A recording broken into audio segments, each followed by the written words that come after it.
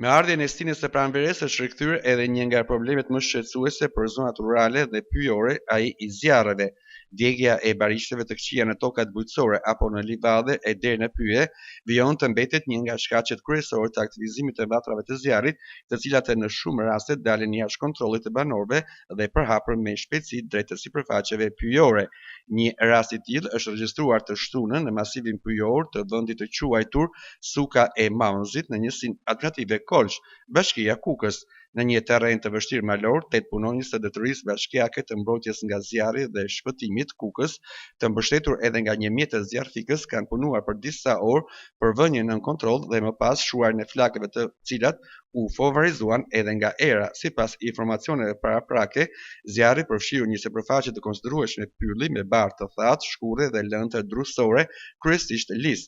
Fatmirësisht, pas ndërhyrjes së shpejtë të forcave zjarrfikëse, u bë e mundur izolimi I vatrës dhe shmangja e prapjes së mëtejshme në pjesë të tjera të masivit të pyjor.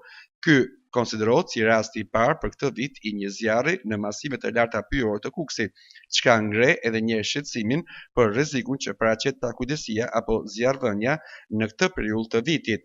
Ndërkohë, autoritetet kanë nisur hetimet për të përcaktuar shkakun e zjarrit. Institucionet vendore u bëjnë thirrje banorëve që të shmangin ndezjen e zjarreve në tokat bujqësore dhe livadhe, pasi temperaturat në rritje, era dhe terreni I thatë e bëjnë shumë të lehtë prapjen e flakëve, duke rrezikuar jo vetëm pyjet, por edhe banesat dhe jetën e njerëzve.